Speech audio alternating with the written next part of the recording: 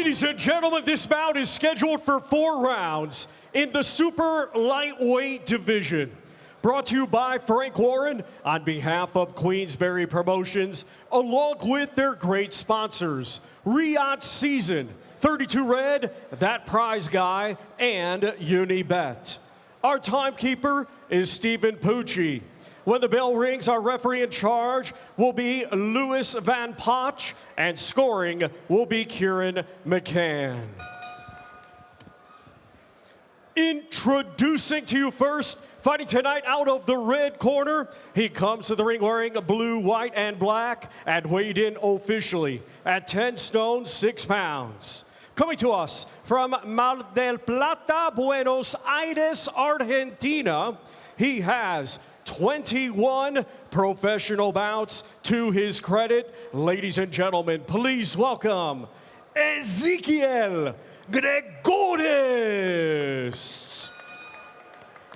And his opponent across the ring, fighting tonight out of the blue corner. He comes to the ring wearing black with white and weighed in officially at 10 stone, 9 pounds. Hailing from Swindon, Wiltshire, England, he was a stellar amateur, becoming a 3-time national champion, and now as a professional, undefeated with 1 victory. Ladies and gentlemen, here is John the Future Isaacs. Boxers. Okay, chaps, you're both professionals, you both know the rules, you both know what I expect. When I say break or stop, break clean and take a full step back, but above all, protect yourself at all times. Any questions? Good touch close.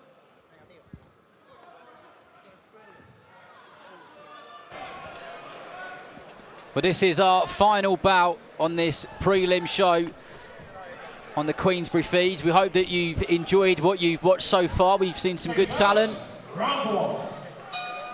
And to finish things off on the undercards, John Isaacs in the black shorts and black boots, and Gregores of Argentina in the blue, white and black shorts with those white long socks and boots. Dancing around, nice and light on his feet is the Argentinian. And Isaacs in that orthodox stance, nice and relaxed, just popping that jab out and trying to gauge his distance. Everything off the jab. Good feint by Isaacs. That's why I like to see a bit more from a lot of boxers in general. Feints.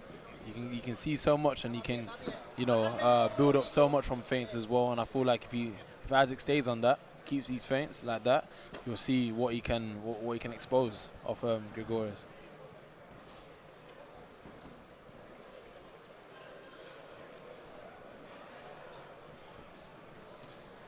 Nice relaxed work this from Isaacs. He's very light on his feet. And like you pointed out, Ezra, good with those feints. Got our right hand tucked nicely to and around his chin. And Gregores got a very amateur style about him, hasn't he? Kind of light on those toes, long arm out. Floating about around the ring. Yeah, he's very much a mover, but then you'll also have the disadvantage of you won't be able to put too much power shot together because he's not set. But like I said, it's early in the fight, so he could just be trying to gauge Isaacs. But Isaacs doing a great job controlling the ring, popping his shots, and he's keeping him on the back foot as well. That's why he has to move. He's been stopped twice as Gregores in his 22 fights. So he will certainly know how to survive and just keep himself out of trouble. And I think from what we've seen so far, a lot of that is just to do with being light on his toes and staying busy on his feet. He looks like he's going to be a tough one to pin into any corner or against the ropes. Yeah, for sure. I feel like, again, I know it's early, but I feel like for Isaacs, the feints will be key for him for this fight. And I feel like he'll probably find his best success after a counter, because I've seen that, Gregores, he does come in. He likes to bounce around a lot, and then he'll come in like that, he'll throw a jab and he'll jump in. That's a great, move to counter. Last few seconds of this opening round, scheduled for 4. Nice straight right hand, the lead up there from Isaacs.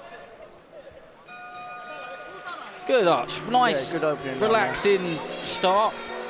Expect him to just start upping the pace a little bit more as the rounds go by. It's only 4 rounds, there's only so much he can do, right? Yeah, I think so. I think the first round there was kind of just getting behind his jab, you know, trying to get his distance. Like you say, he's moving around a lot, so Isaac's just trying to gauge that distance, I think, and yeah, he'll probably push on now.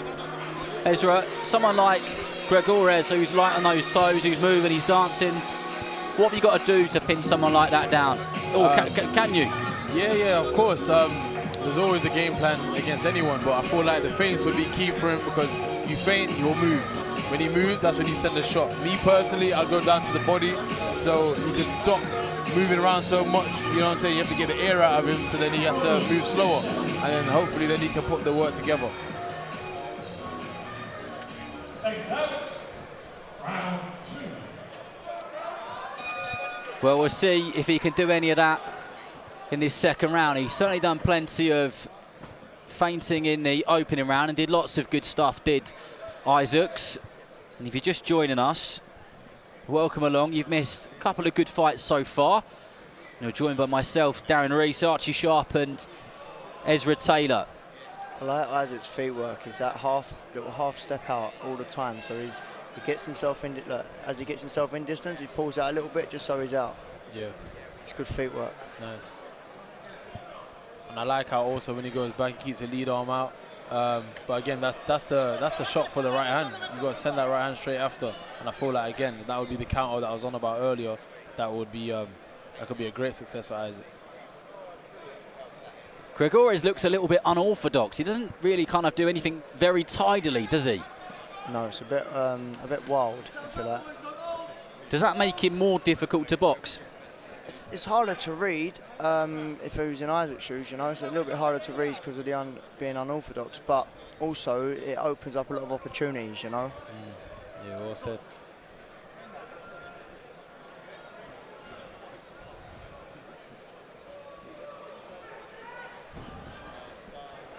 Oh, he got caught with a left hook there, did Isaacs from Gregores. Just switched off for a split second, and that's all it takes, isn't it? This is what I was saying previously about, do you know what I mean, getting caught.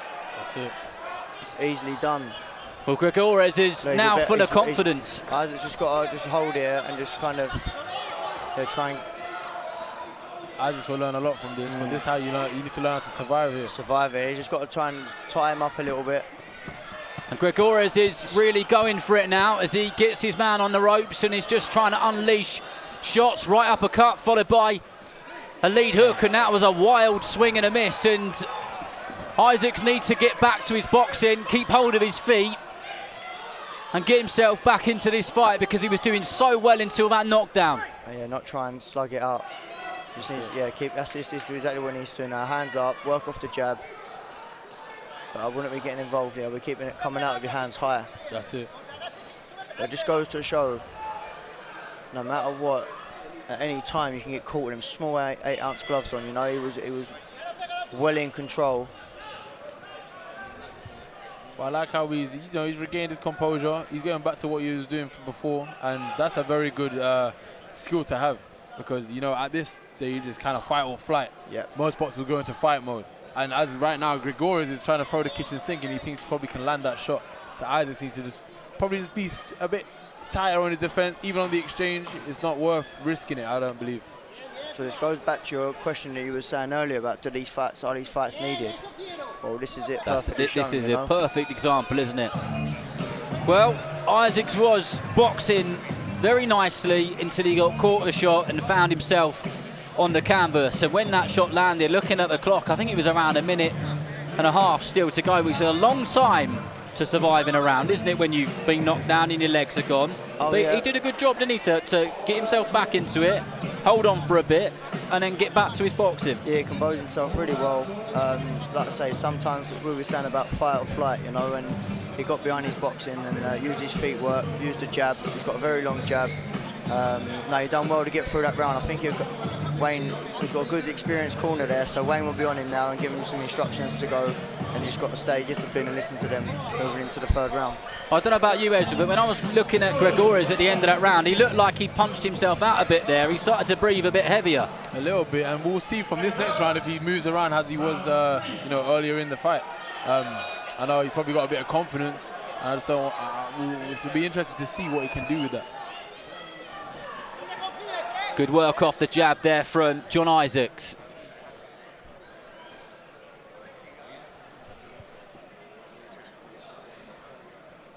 Who isn't taking necessarily a cautious approach to the start of this third round. He knows that round before was a 10-8 round, so he's got some work to do here and make sure that he wins the next couple. And that was a solid right hand which got through there from Isaacs, and Gregores felt it. And I like how he set all of that up as well. He did about 3 feints and then he went in. But that's much better from Isaacs. Just got to be. The referee calls that a push and a no knockdown, and I agree with him on that one. But Isaacs be keen to put his foot on the gas straight away. And a nice right uppercut followed by a left hook from Isaacs, who's got the bit between his teeth. He'll be frustrated from that previous knockdown which he received. And he want to do himself right. He just needs to be careful on the exchange. He obviously smothering his shots a little bit, just because Gregores is making it hard and he's coming forward to him. But he doesn't want to start swinging recklessly like he did earlier and then come back with a hook like that. Yeah, but I agree. He's got to be a little bit cute as he works. And there's that big overhand right there from Gregores, and as he lands it, he just gives Isaac a bit of a nod. But some of the shots he's throwing are like he's bowling a cricket ball.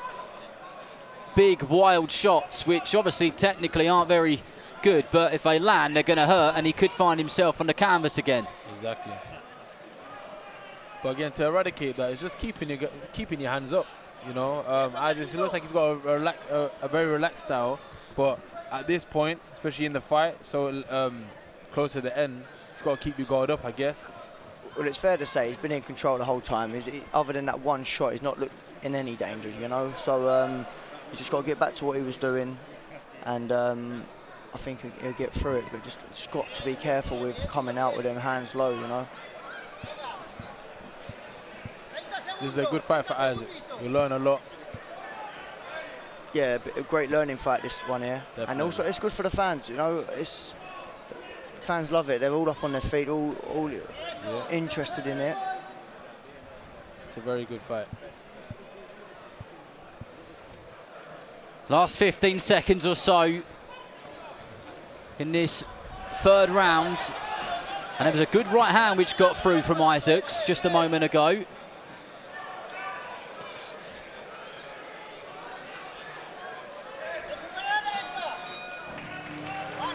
And he's back.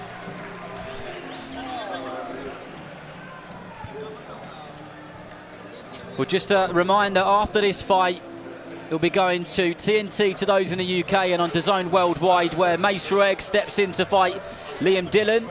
And then Charles Francome's back in action for the first time in over a couple of years. Karol Atauma back in a 6-rounder. Always good to see him, a very talented amateur he was. Luke McCormack, talking of talented amateurs, looks to make it 3-0. Then the co-main event is British and Commonwealth champion Louis Edmondson, where he defends his Commonwealth title against Nigeria's Kejewa. And then the big one tonight, headlining here at the Bournemouth International Centre, is Ryan Garner when he fights Spain's Salvador Jimenez for the European Super Featherweight title. So plenty to look forward to.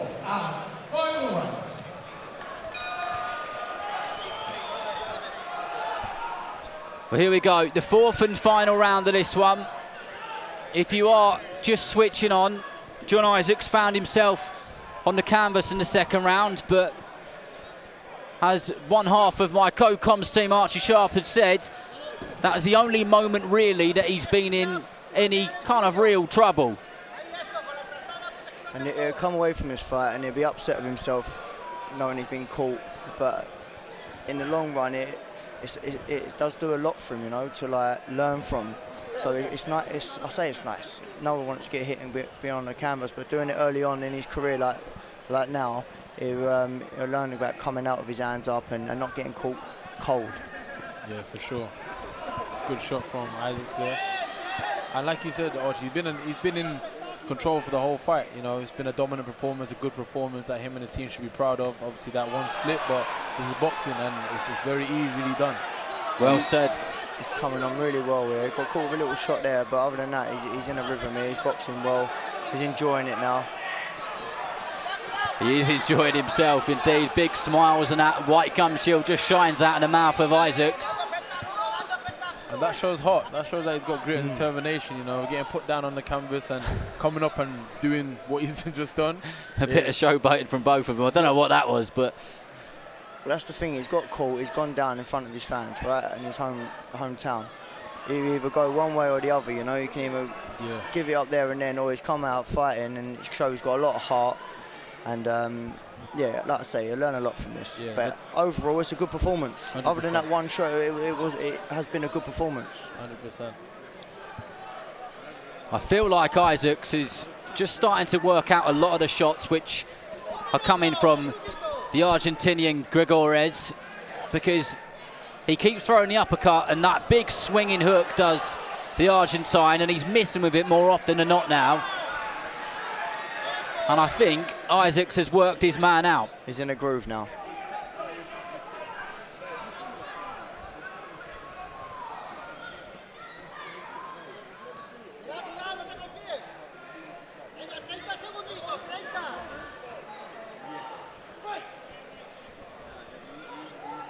Soon as the referee breaks him and the action continues, Isaacs straight on that front foot, and that was a shove and a no knockdown. And both of them straight towards each other again. And Gregores just trying to sneak that right uppercut when they're inside, fighting close in the clinch. Over and over again. And he is leaving nothing in there. Leaving nothing in that ring is the Argentine. And that was a good contest. Great fight. Great fight. I was entertained, that's for sure.